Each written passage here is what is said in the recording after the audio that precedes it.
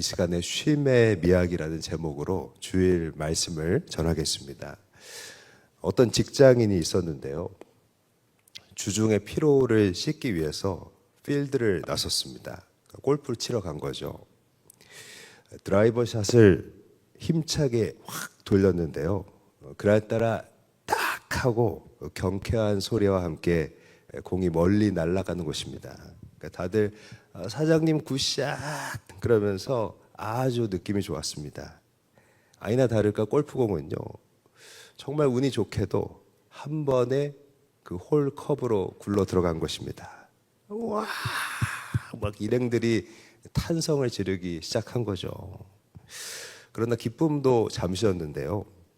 고급 한우로 크게 한턱도 내야 되고, 그 골프장 직원들 일일이 다 팁도 줘야 되고, 억지로 기념품까지 막 구매하다 보니까 한순간에 수백만 원이 빠져나간 것입니다.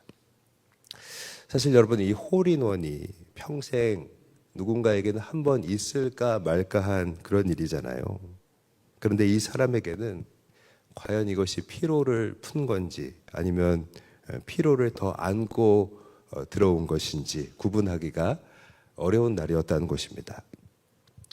한편 요즘 이 다음 세대들이죠. 우리 MZ 세대들이 추구하는 그 쉼의 유형에는요, 이 배드 로팅이라고 부르는 그런 모습이 있는데요. 여러분 아마 방콕이라는 말은 다 아실 텐데, 이 방콕이 좀 더 극단적으로 진화했다고 말해야 될까요? 이 배드 로팅은 그 의미 자체는 침대에서 썩는다라는 뜻인데요. 하루 종일 침대에서 스마트폰하고 밥 먹고 누워있고 하는 것입니다. 저는 우리 딸이 왜 요즘 하루 종일 불 끄고 침대에 누워있나 했더니 배드 로팅 하고 있는 거였습니다. 인스타그램에서 그 우물정자 해시태그 배드 로팅 검색을 하면요, 뭐 수천만 회 이런 검색 기록이 존재할 정도로 MZ 세대들에게 인기가 많다는 것입니다. 물론 이제 피곤하고 쉬고 싶어서 많은 사람들이 이 배드 로팅을 하는 것이지만, 또 그것이 일정 부분 도움이 될 수도 있겠지만, 배드 로팅이 습관이 되면요, 우울증 위험도 커지고 수면 장애도 생기고요, 무엇보다 운동량이 부족해져서 목과 허리가 뻣뻣해질 수도 있다는 것입니다. 제가 이런 이야기들을 한 이유가 있습니다. 우린 저마다 쉼을 원하잖아요. 그런데 한번 생각을 해보십시오. 그 무엇을 하든지 간에 생각만큼 우리는 쉼의 축복을 제대로 얻지 못하고 있다는 것입니다. 이 순간 여러분께서는 쉼을 원하십니까? 제가 예전에 제 꿈이 그 영화 감독이었다는 얘기를 주일에 언제 한번 한 적이 있는 것 같은데요. 제가 이렇게 수염 많이 기르고 뿔테 안경을 쓰면요, 좀 영화 감독 같은 느낌이 납니다. 아무튼 만들고 싶을 때 이 영화 만들고 나머지 시간은 놀고 그렇게 이제 살고 싶었던 사람이 하나님의 손에 붙잡혀서 이 목회자의 삶이라는 빼도 박도 할 수 없는 규칙적인 생활을 살다 보니까요, 저에게도 만성적인 피로가 있는 것이겠죠.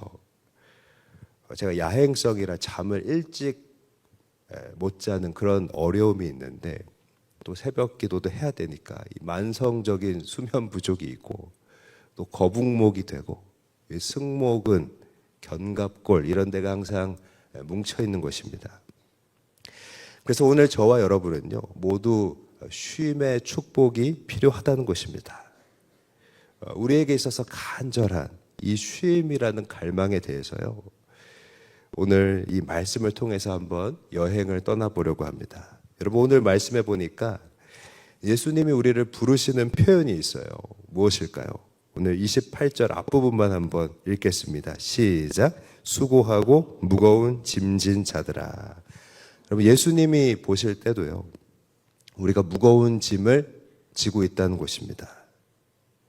그런데 우리는 왜 이렇게 저마다 짐을 지고 또 수고하는 삶을 살고 있을까요?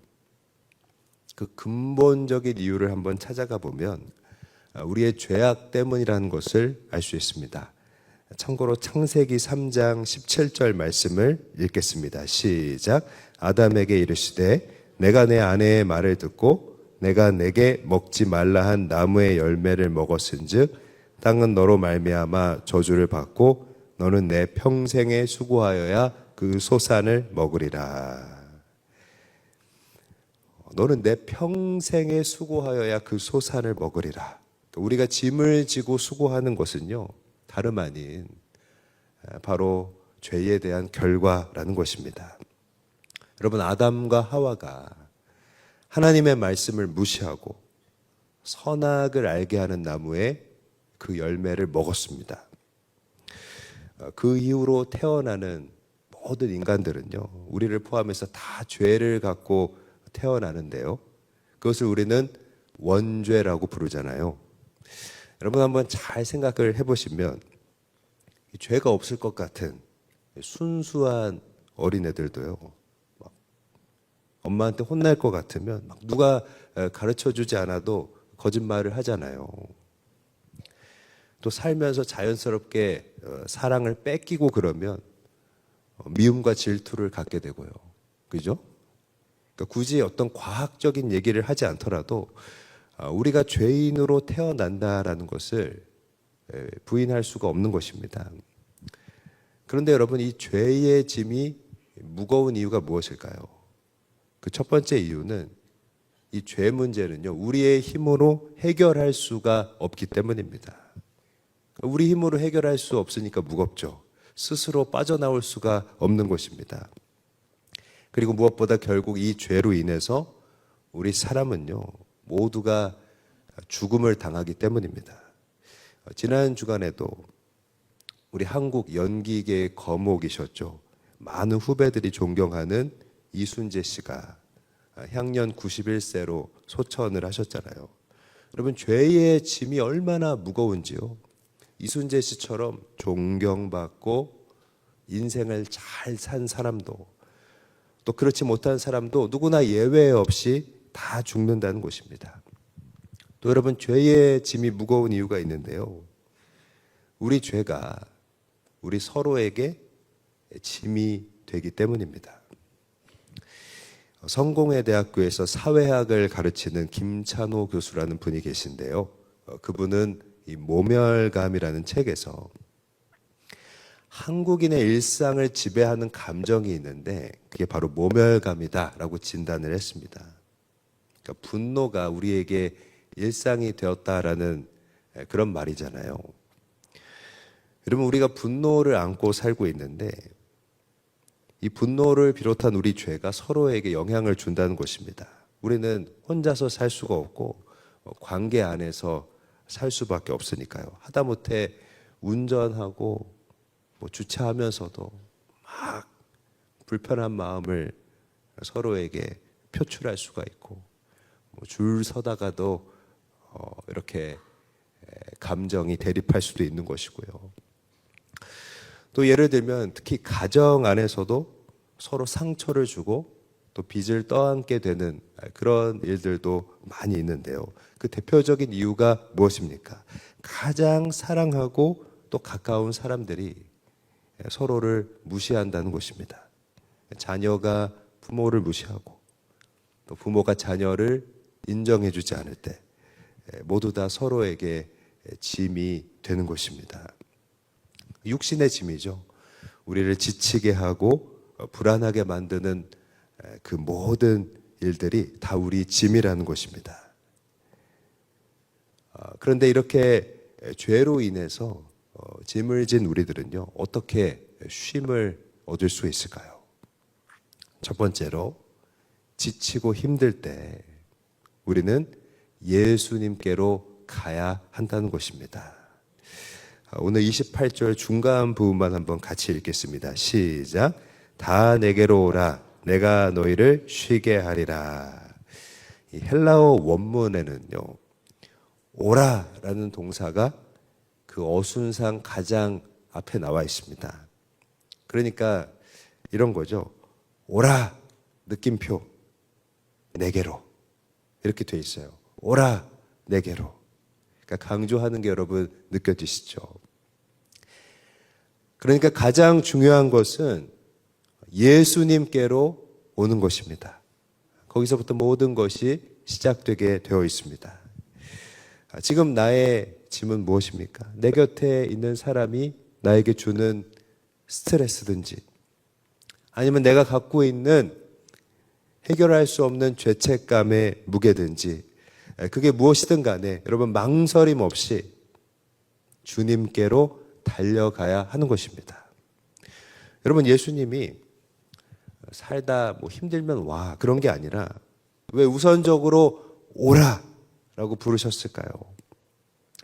왜 닭 잘라서 오라라고 부르셨을까요? 예수님께로 오는 것은요 뭐 선택사항, 옵션 이런 게 아니고요 반드시 와야 하는 그래야만 해결되는 일이기 때문입니다.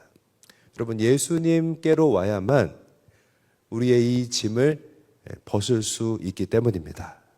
여러분 주님은 어떻게 우리의 짐을 벗겨주실까요? 28절 끝부분만 같이 읽겠습니다. 시작. 내가 너희를 쉬게 하리라. 아멘.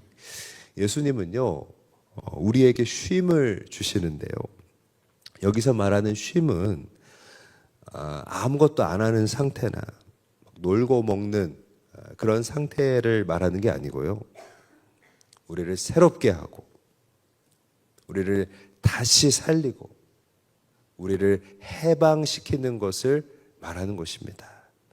예수님이 우리에게 주시는 쉼은요 우리를 다시 살리는 것입니다.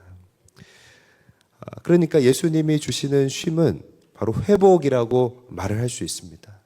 힘을 주시고 다시 일어나게 해주시는 것이죠. 예를 들면 우리가 핸드폰 배터리가 떨어지면 충전을 하잖아요. 그것과 같은 이치입니다.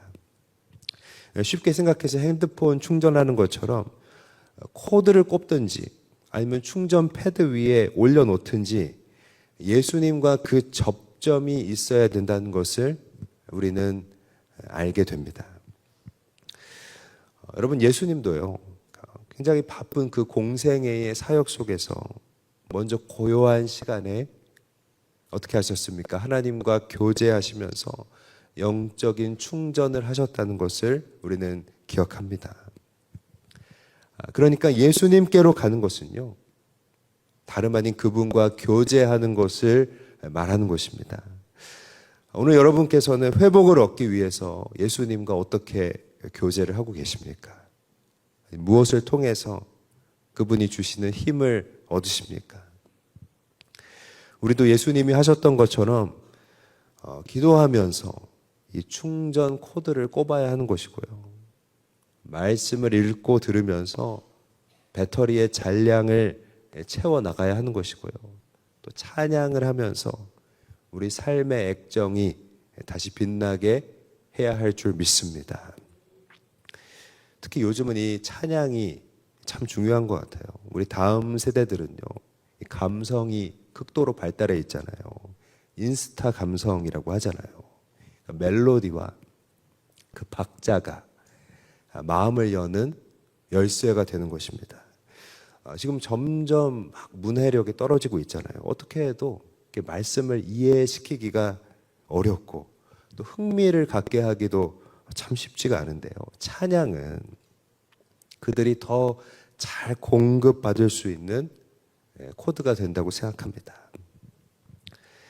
저희 딸이 맨날 방 어둡게 해놓고 인스타에서 나오는 슬픈 노래 들으면서 막 울고 그랬거든요. 근데 어느 날 찬양을 틀고 있길래 제가 놀라서 어떻게 된 일이냐 라고 물었는데 여름에 선교 갔을 때 언니 오빠들이 부르는 거 들었다고 그때 좋았다라고 하는 거예요. 여러분 어떻게든 이 접점을 만들고 예수님께로 나올 수 있으면 되는 것입니다. 그렇게 수고하고 무거운 짐진 자들이 예수님께로 나오면요 지친 영혼들이 힘을 얻게 되는 것입니다. 새로운 생명을 얻고요 죄와 죽음에서 되는 줄 믿습니다. 여러분, 그런데 왜 예수님만이 우리에게 참된 쉼을 주실 수 있을까요? 그 이유는요, 예수님께서 우리 죄와 죽음의 문제를 해결하셨기 때문입니다. 예수님이 우리의 죄를 짊어지시고 십자가에서 우리 대신 죽으시고 또 우리를 살리기 위해서 무덤에서 다시 살아나셨기 때문입니다. 여러분, 아멘이십니까? 그 예수님이요, 오늘 다 내게로 오라고 말씀하시는 거예요. 여러분, 여기 어떤 무슨 조건이 느껴지십니까? 수고하고 무거운 짐진 자들 누구나 다 오라는 거잖아요. 여러분, 우리 가운데 죄의 짐을 지지 않은 사람이 누가 있습니까? 예수님의 초대는요, 바로 여기 있는 모든 사람을 향한 부르심이라는 것입니다. 오늘 내가 예수님께 올 자격이 없다고 생각하거나 아니면 좀 그분과 친하지 않아서 먼 발치에서 바라보기만 하시려는 분이 계십니까?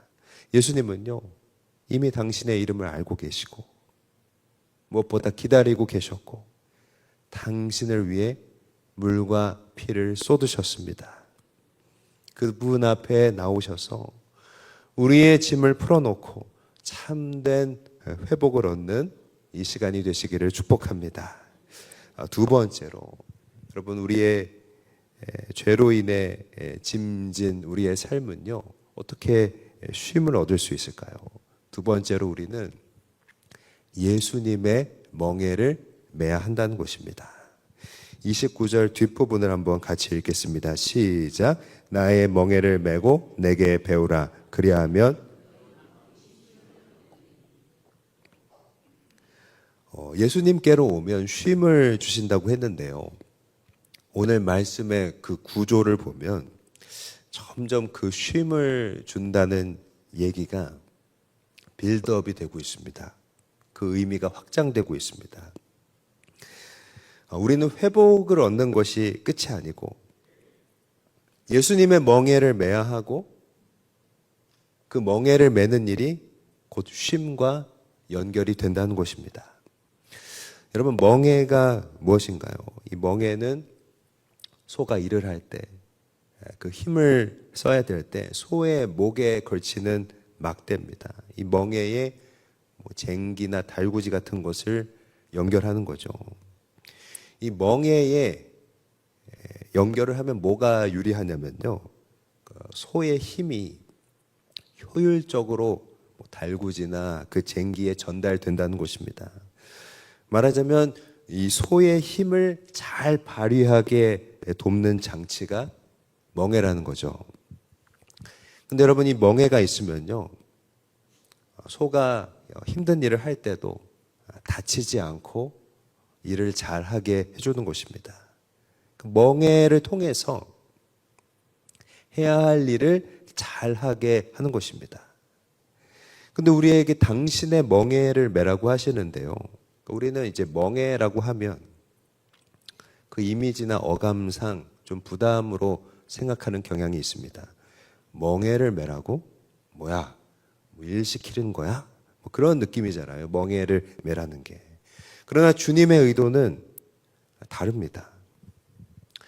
멍에를 매라고 하시는데요, 그 주님의 멍에를 두려워하지 말라는 데에 방점이 있습니다. 왜 두려워하지 말아야 될까요? 주님의 멍에는 나를 위한 것이기 때문입니다. 나를 가장 잘 아시는 주님께서 나를 위해 맞춰주시는 것이기 때문입니다. 그래서요, 예수님이 주시는 멍에는 쉽다고 말하는 것입니다. 오늘 본문 30절 말씀을 한번 같이 읽겠습니다. 시작. 이는 내 멍에는 쉽고 내 짐은 가벼움이라 하시니라. 그러니까 주님이 주시는 멍에는요, 바로 나에게 맞춘 세팅이라는 것입니다. 왜냐하면 그것은 바로 사명이기 때문입니다. 나를 위한 맞춤이라는 거예요.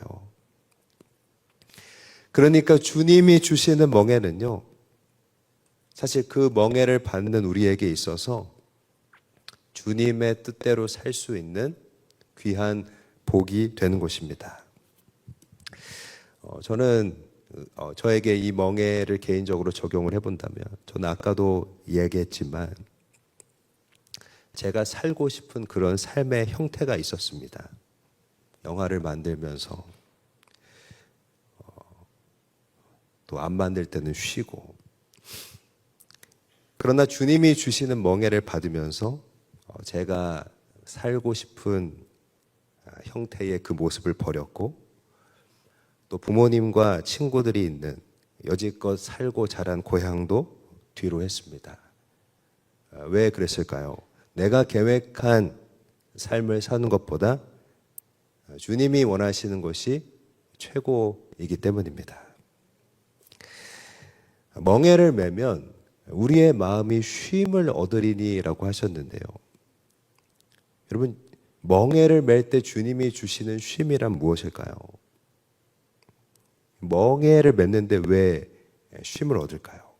주님이 주시는 쉼은요, 바로 그 사명을 감당할 수 있는 힘이라는 것입니다. 그러니까 여러분, 일단 멍에를 매면, 내게 주시는 사명을 붙잡으면 감당할 힘을 주시는 줄 믿습니다.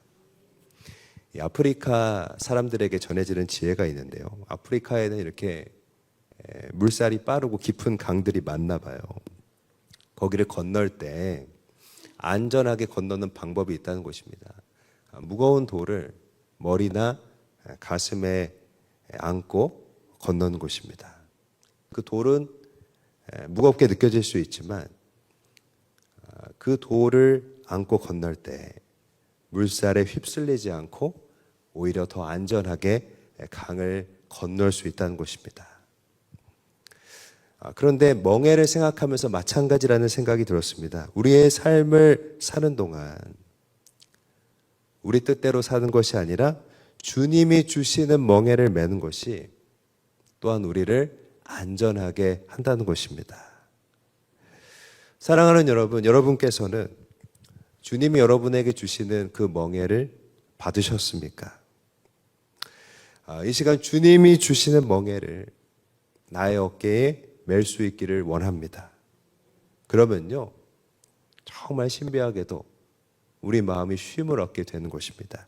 멍에를 지고 나갈 수 있는 그 힘이 생기는 것입니다. 왜요? 주님이 우리에게 주시기 때문입니다.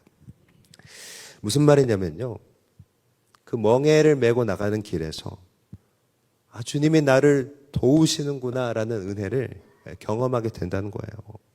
근데 이 은혜는 멍에를 맬 때만 알 수 있는 것입니다. 바로 이것이라고 생각합니다. 제가 삶의 현장에서 늘 경험하는 사명을 감당할 힘이라는 것은요, 바로 이것입니다. 주의 인도하심 속에 있다라는 그 안정감이 다른 무엇보다 크다는 것입니다. 우리가 쉼에 대한 여행을 하면서, 쉼은 처음에 주님께로 갈 때 주님이 우리에게 주시는 회복이라고 했습니다. 그런데 이제는 사명을 감당할 힘이 바로 쉼이라는 것을 또한 알게 되었습니다. 주님께로 가면 우리에게 사명을 감당할 힘을 주시는 것입니다.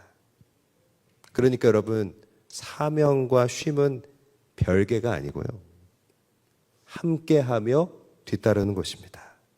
사랑하는 여러분, 주의 멍에를 메고 사명의 자리에서 쉼을 경험할 수 있는 우리 모두가 될 수 있기를 바랍니다. 세 번째로, 여러분, 죄로 짐진 우리들은요, 어떻게 하면 또 쉼을 얻을 수 있을까요? 세 번째로, 우리는 겸손과 온유를 배워야 한다는 것입니다. 마태복음 11장 29절을 한번 같이 읽겠습니다. 시작. 나는 마음이 온유하고 겸손하니 나의 멍에를 메고 내게 배우라. 오늘 말씀의 구조는요, 뒤로 갈수록 궁극적인 그 쉼이 무엇인지 더욱 빌드업하고 있습니다. 그 의미를 더욱 확장하고 있습니다. 예수님의 멍에를 매면 우리에게 사명 감당할 힘을 주실 뿐 아니라 그 과정 속에서요, 겸손과 온유의 성품으로 우리를 빚어 가신다는 것입니다. 유대인 신학자인 아브라함 그 헤셀의 안식이라는 책에 보면요, 쉼에 대해서 이렇게 말하고 있습니다. 수고를 접고 쉬는 날인 안식일은 잃어버린 기력을 회복하기 위해 존재한 것이 아니다. 안식일은 생명을 위해 있는 날이다. 그러니까 우리는 쉼을 기력 회복을 위한 것이라고 생각하기가 쉽지만, 물론 그런 의미가 없는 것은 아니겠지만, 진정한 쉼이 무엇이냐라고 했을 때 성경은요, 우리가 사람을 살릴 때 참된 쉼을 경험하게 된다라고 말하는 것입니다. 예를 들어서 예수님은 이 안식, 쉼의 의미를 어떻게 실천하셨습니까? 예수님은 안식일에 오른손이 불편한 자를 고치셨고, 그 일을 통해서 사람을 살리고 선을 행하는 것이 바로 참된 쉼의 실천이라는 것을 우리에게 보여주셨습니다. 그러니까 여러분, 무엇을 알 수가 있나요? 쉼은요, 누군가의 회복을 위해서 기꺼이 내 삶을 드리는 것입니다. 그런데 바리새인과 서기관은 그런 예수님의 모습을 비판했잖아요. 이 바리새인과 서기관은요, 오늘 우리에게 우리의 삶을 드리지 못하게 하는 그런 많은 이유와 같다는 것입니다. 나를 창피하게 만들고 내 마음을 무너뜨리고 내 마음을 약해지게 하는 일들이 도처에 있다는 것입니다. 그런데 예수님은요, 이 사람들의 시선보다 그 예수님에게 주어진 사명을 더 중요하게 붙잡으셨다는 것입니다. 어떻게 붙잡을 수 있었을까요? 바로 겸손과 온유로 감당하신 것입니다. 스스로 낮추시고 참으신 거잖아요. 그래서 겸손과 온유는요, 다름 아닌 우리에게 주시는 멍에 그 사명을 감당하기 위한 성품이 되는 것입니다.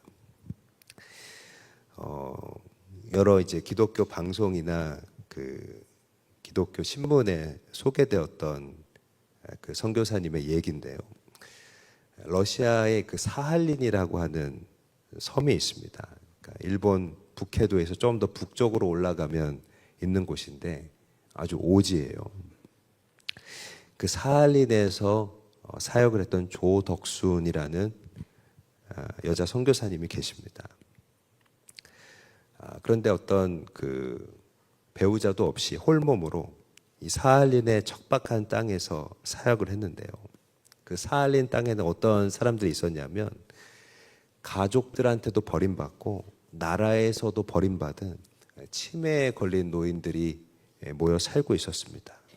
이 조덕순 선교사님이 그 치매에 걸린 노인들을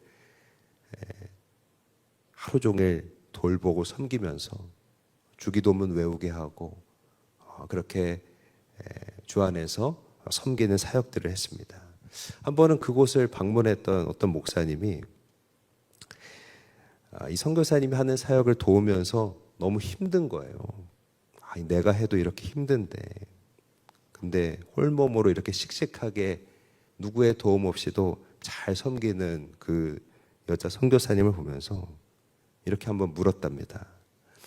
아니, 그동안 도와주는 사람도 없었는데 혼자서 이 어려운 일 도대체 어떻게 했습니까?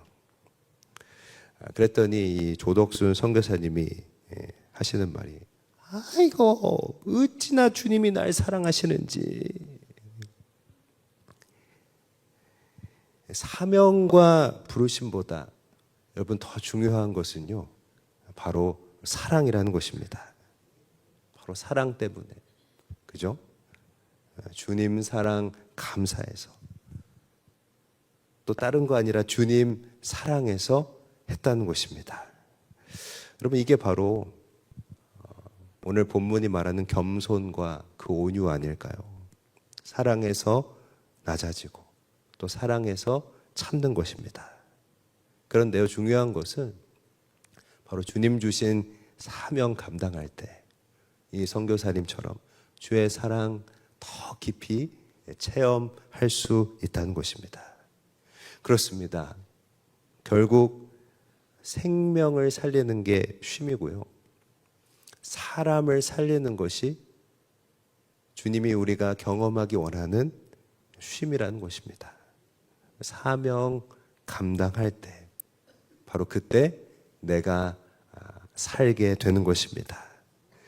사랑하는 여러분, 우리 주님께 겸손과 온유를 배우면서 생명 살리면서 참된 쉼을 얻을 수 있는 우리 모두가 되시기를 주의 이름으로 간절히 바랍니다. 말씀을 마무리하겠습니다. 제가 서두에 이 쉼에 대해서 여행을 한번 말씀을 통해서 가보자 그런 말씀을 드렸는데요. 여행은 어떤 목적을 향해 떠난 사람이 이런저런 일을 겪고 원래 기대했던 것과는 다른 어떤 것을 발견하고 출발점으로 돌아오는 것입니다.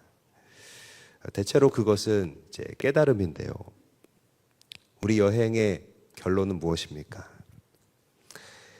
주님의 말씀을 묵상할수록 쉼은요, 점점 빌드업이 되었습니다. 그 의미가 확장되었습니다. 먼저는 예수님께로 올 때 우리가 경험하는 회복이 쉼이었습니다. 그런데 그 회복은 동시에 예수님이 주시는 멍에를 우리로 매게 하는 것입니다. 쉼 따로, 사명 따로가 아니라 둘은 항상 같이 갈 때 경험할 수 있는 개념이었습니다. 그리고 쉼은 나아가서 다른 사람을 살릴 때 경험하게 되는 하나님과 함께함이었다는 것입니다. 다른 사람을 회복시킬 때 내 영혼이 살고 진정한 쉼을 경험하게 되는 줄 믿습니다.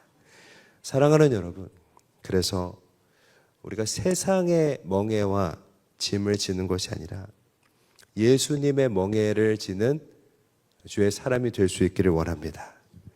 힘들면 주님께로 와서 쉼을 얻으시고요. 주님이 주시는 멍에를 질 수 있게 되기를 바랍니다. 주님이 주시는 사명은 바로 나에게 필요하기 때문에 주시는 것입니다. 그래서 주님이 주시는 멍에는요, 무겁지가 않은 것입니다. 사랑하는 여러분, 멍에를 두려워하지 마십시오. 힘들면 주님께 가면 되고요. 그러면 힘을 주시고 또 주님 사랑 알게 하시고 온유와 겸손으로 감당하게 하실 줄 믿습니다. 주님께로 가서 귀한 사명 감당하는 우리 모두가 되시기를 주의 이름으로 간절히 바라고 사랑으로 축복드립니다.